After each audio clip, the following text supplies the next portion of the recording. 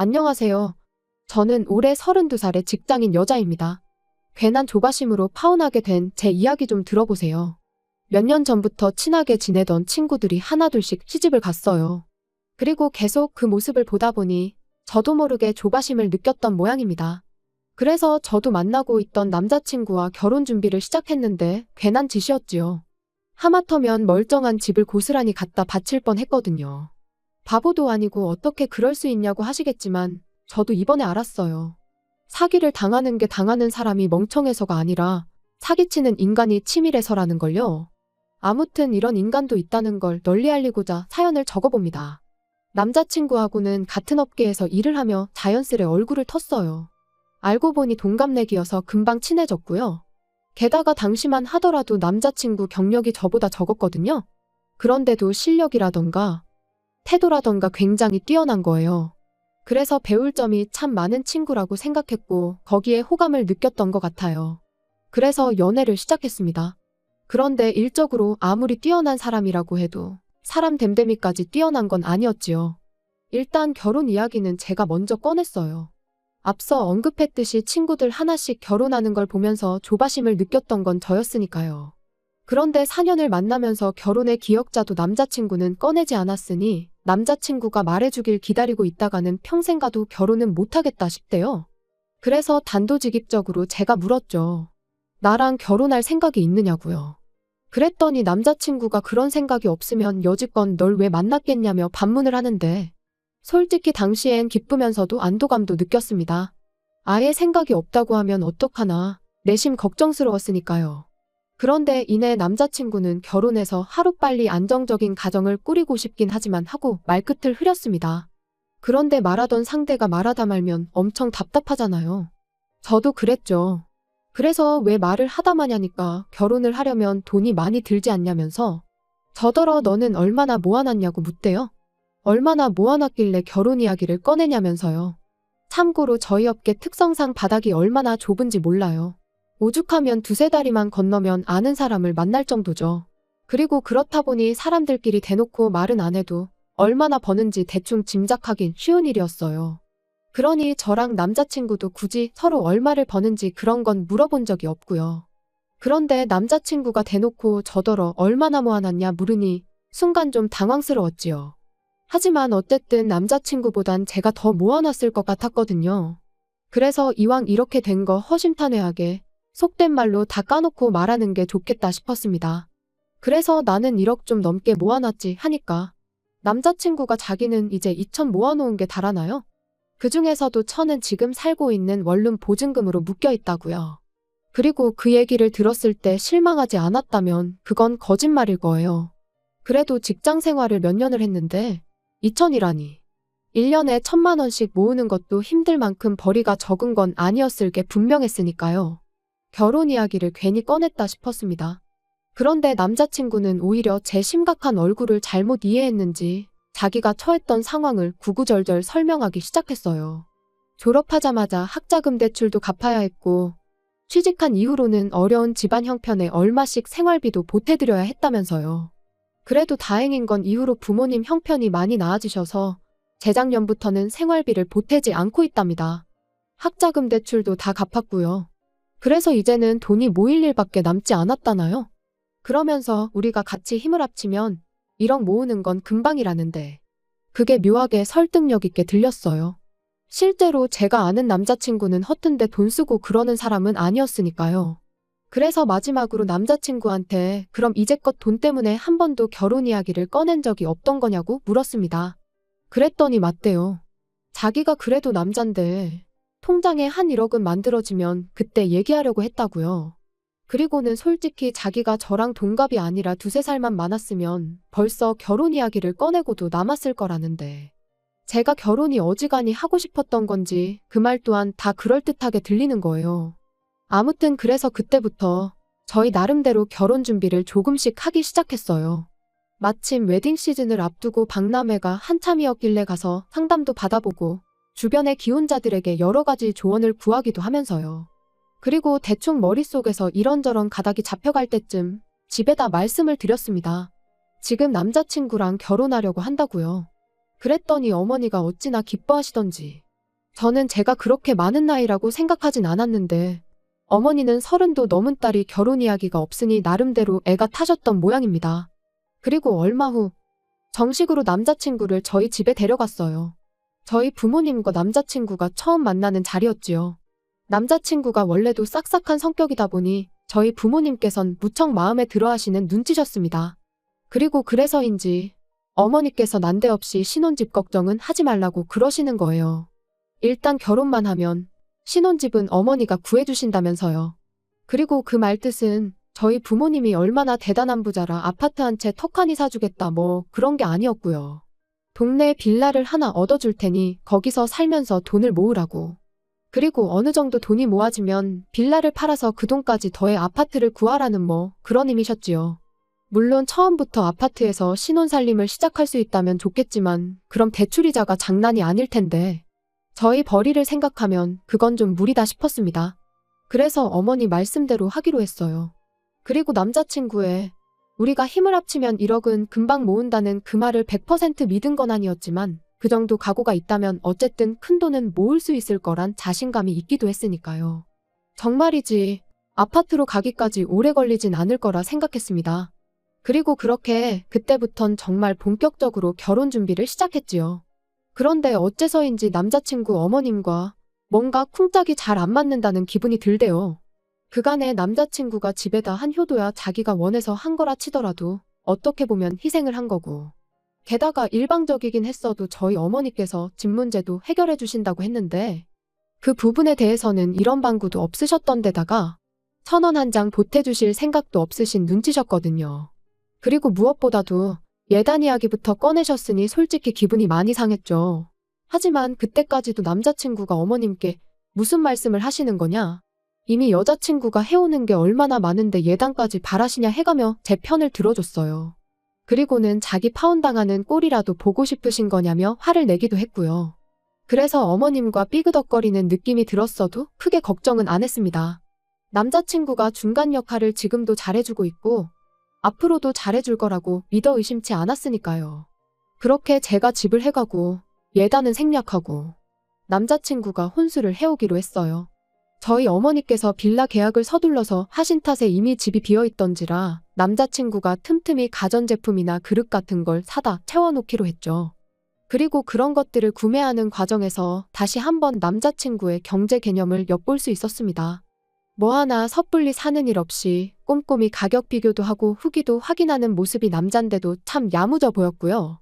하지만 그 모든 게 결국 제 눈을 멀게 하려던 남자친구의 개수작이었다는 걸 알게 되었어요. 남자친구의 자취방 계약 기간이 끝나가고 있던 무렵 결혼식까지는 3달 정도 남은 상황이었습니다. 그런데 남자친구가 저한테 빌라에 먼저 들어가 지내면 안 되겠냐 물어보대요. 빌라는 이미 비어있고 자기가 짐도 어느 정도 챙겨놓았지 않냐며 본가로 돌아가기보단 그 편히 출퇴근하는데 편할 것 같다면서요. 하지만 저희 어머니께서 아무리 그래도 신혼집인데 시골리고 같이 들어가면 좋겠다 하셨습니다. 그러니까 남자친구가 꽤나 아쉬워했는데 저도 어머니의 말씀이 맞다고 생각했네요. 남자친구가 먼저 빌라에 들어가면 남자친구 어머님 입장에선 와보고 싶으실 수도 있고 그럴 수도 있잖아요. 그런데 제가 없는데 왔다 가시면 제 기분이 썩 좋을 것 같지 않았거든요. 아무튼 그래서 일단 남자친구의 집은 빼서 본가로 보내기로 얘기가 되었습니다. 그래도 다행히 남자 혼자 살던 집이라 짐이 많지는 않대요. 그래서 1차로 짐 정리가 끝나자마자 남자친구가 먼저 본가로 향했고 저는 혼자 남아 자질구레한 것들을 정리하기 시작했어요. 만약 그때 그 자질구레한 것들을 정리하지 않고 대충 어디다 처박기라도 했으면 전 지금쯤 빼도 박도 못하고 웨딩 마치를 올리고 있었을지도요. 큰 짐이 빠져나가고 빈 방을 보니 제 방도 아닌데 기분이 싱숭생숭했습니다. 하지만 언제까지 감상에 젖어 있을 건 아니었으니 얼른 다시 정리를 시작했어요. 그러다 남자친구의 통장을 발견했는데 잡동사니들 밑에 깔려있는 걸로 봐선 통장 정리를 한참 동안 안 했겠구나 싶었죠. 그래서 별 생각 없이 상자에 옮겨 넣으려다가 문득 그래도 마지막에 정리했을 땐 얼마나 모여 있었을까 궁금해지대요. 그래서 통장을 열었는데 그 순간 큰 배신감에 잠깐이지만 파혼해야 하나 생각이 들었어요. 마지막 통장 정리가 반년 전이었는데 잔고가 5천만 원이 넘게 찍혀 있었으니까요. 그리고 그때 방문이 벌컥 열리더니 남자친구였습니다. 당장이라도 숨이 넘어갈 것 같이 핵핵댔지요. 남자친구의 자취방부터 본가까지는 왕복 1시간이 걸리는 거리고 짐까지 내려놓고 왔으니 좋게 2시간은 걸렸어야 했습니다. 하지만 20분 만에 돌아왔다는 건 아마도 운전하다가 갑자기 통장이 생각났던 모양이돼요. 그리고 아니나 다를까 한 손엔 통장을 들고 얼빠진 표정을 하고 있는 저를 보자마자 남자친구는 오해랍니다. 그리고는 자기가 다 설명할 수 있다나요? 그리고는 하는 말이 그때는 그 돈이 정말 있었지만 지금은 없답니다. 이미 학자금 대출을 갚고 하는데 써서 없다고요. 그 이후로 통장 정리를 안 한 것도 학자금 대출로 목돈이 빠져나가느라 잔고가 훅 줄었을 텐데 그걸 보고 나면 속상할 것 같아서 일부러 안 했다나요. 그렇냐고 알겠다 대답하곤 요 앞 은행에 CD기가 있으니 같이 가서 통장 정리 좀 해보자고 했어요. 그랬더니 남자친구는 지금 정리하고 하느라 바쁜데 굳이 뭘 거기까지 다녀오냐 그래봤자 1,000만 원밖에 안 남아있는 걸 뭐하러 정리까지 하냐 해가며 어떻게든 안 가려고 하대요. 그래서 그럼 지금 핸드폰 꺼내서 은행 어플에 들어가 보라고 했습니다. 다른 건 안 보고 잔고만 보면 된다고. 우리 결혼할 사이인데 그 정도는 내가 확인할 수 있는 거 아니냐고요. 그랬더니 남자친구가 갑자기 목에 핏대를 세우며 저더러 말 잘했다고 우리 결혼할 사이인데 자기를 못 믿냐면서 그렇게 집요하게 굴어야겠냐는데 먹긴 놈이 썩낸다더니 남자친구의 모습이 딱 그 꼴이다 싶은 게 정말 뭐가 있구나 하는 확신이 들었습니다. 그래서 확인해서 네 말대로 정말 1,000만 원만 있는 거면 내가 전부 다 사과하겠다니까. 글쎄 이제는 핸드폰을 부모님 집에 두고 온 것 같다나요? 어떻게든 상황만 모면하려는 모습이 어찌나 꼴사납던지요. 아무튼 그래서 그런 가서 가지고 오자며 남자친구한테 앞장서라 했습니다. 그런데 그때 본가에 두고 왔다던 남자친구 핸드폰이 남자친구 주머니에서 요란스럽게 울려대대요. 결국 남자친구의 핸드폰을 열어 잔고를 확인했는데 화면에는 7천만 원이라는 큰 돈이 찍혀 있었어요. 5천만 원도 어이가 없었는데 7천만 원이나 되니까 기가 막혀서 말이 안 나왔지요. 남자친구 말 맞다나 방 빼고 보증금까지 돌려받는다 치면 전부에서 8천이라는 소리잖아요. 그리고 그때부턴 남자친구가 태도를 달리했습니다. 실실 웃으면서 뻔뻔하게 생각보다 돈이 많으니까 좋지 않냐고요. 하지만 만약 제가 그 통장을 발견하지 못했다면 이 돈의 존재는 알지 못했을 거고 그럼 남자친구는 처음 말한 대로 2천만 원만 들고 저에게 장가를 왔을 거라 생각하니 솔직히 괘씸하단 생각밖엔 안 들었지요. 한참 동안 말없이 남자친구만 노려보다 왜 잔고를 숨겼냐고 물었어요. 그랬더니 하는 말이 비상금이었다나요? 그리고 이때도 처음엔 그럴듯하게 포장을 하대요. 집에 무슨 일이라도 생기면 그때 저한테 주려고 했다면서요. 하지만 아무리 그렇다고 하더라도 결혼이라는 큰일을 앞두고 결혼할 여자가 1억을 모았다는데 자기도 8천이나 있으면서 거기서 6천을 누락시키는 건 말이 안 되잖아요. 그래서 제가 거짓말하지 말라고 하니까 자기도 뭐 때문에 짜증이 났는지 갑자기 언성을 높이며 말하길 요즘 여자들은 시댁에 1,000원짜리 한 장 주는 것도 아까워한다더라. 너도 우리 엄마가 예단 얘기하니까 기분 나쁜 티를 팍팍 내지 않았냐. 그래서 나도 말 안 했다. 나중에 우리 부모님한테 뭐 돈 들어갈 일 생기면 너한테 아쉬운 소리 하기 싫었다. 그러니까 한마디로 자기 돈은 꼭 쥐고 있다가 자기 부모님한테 드릴 생각이었던 거죠. 그래서 됐다고 더는 할 말 없다 했어요. 그러니까 알겠다면서 일단 집에 가서 쉬라는데 말귀를 못 알아들었구나 싶어서 헤어지잔 소리라고 했더니 눈이 휘둥그레해져서는 이게 헤어질 일이냐입니다. 어쨌든 제가 이제 돈은 다 알게 되었으니 그냥 결혼 자금으로 쓰자면서요. 그래서 돈이 문제가 아니라 너의 그 썩어빠진 사고방식이 문제라고 했어요. 그리고 시작부터 이렇게 신뢰가 박살이 났는데 결혼이 가당키나 하냐고요. 그리고 그렇게 집을 나왔습니다. 이삿짐이 많지 않다고 해서 제 차를 빌려줬는데 차 안에 남자친구가 싣고 갔던 짐이 그대로 있길래 알아서 가져가라고 그냥 주차장 바닥에 대충 던져버리고 돌아왔어요. 슬프기보단 분해서 울었는데 어쨌든 딸이 눈이 팅팅 부어서 집에 들어오니 부모님이 무슨 일이냐 남자친구랑 싸웠냐. 결혼 전엔 원래 많이들 싸운다 그러시대요. 그래서 자초지종을 말씀드리니 부모님도 저만큼이나 황당해 하시며 뭐 그런 야가 빠진 놈이 있냐며 크게 노여워하셨지요. 문제는 집이었습니다. 저희 결혼이 깨질 거란 건 그 누구도 상상하지 못했던 일이었기에 이미 집은 제 명의로 되어 있었으니까요. 그래서 고민 끝에 어차피 언젠간 하려던 독립이었으니 제가 가서 살기로 했습니다. 그리고 그날부로 결혼 준비하면서 예약했던 것들도 다 취소했어요. 그리고 몇 곳에서 남자친구에게 확인차 연락을 했는지 남자친구가 전화를 걸어와서는 어떻게 일방적으로 그럴 수가 있냐면서 길길이 날뛰더라고요. 그래서 다 끝난 마당에 뭐가 좋다고 머리 맞대고 상의까지 하길 바라냐고 쏘아붙였죠. 그랬더니 여기저기 걸어놓은 계약에 들어간 계약금이 얼만지나 아냐면서 전부 다 내놓으랍니다. 그중 몇 개는 특가로 나왔던 것들이라 환불도 전혀 못 받는다면서요. 하지만 뭐 제 알바인가요? 네가 알아서 받아내던지 하라고 했어요. 참고로 예약도 원래는 다 제 이름으로 하려고 했는데 돈을 꿍치면서 일말의 양심이 남아있었는지 제가 집을 해오니 그런 건 자기가 하겠다면서 자기가 계약자로 사인하고 돈 보내고 다 했거든요. 그리고 내 집에 사다 놓은 물건들도 현관밖에 내놓을 테니 다 가져가라니까. 제 취향에 맞춰서 산 것들인데 자기가 가져가면 뭐하냐고 저더러 자기한테 살아나요? 돌았냐고 중고로 팔던지 사랑하는 너희 부모님한테 선물로 드리라고 했습니다.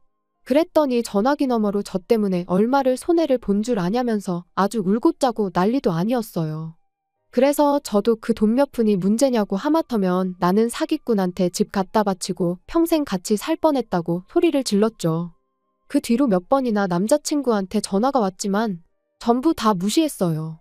그렇게 한 일주일을 내리 전부 씹었더니 급기야는 집으로 찾아오대요.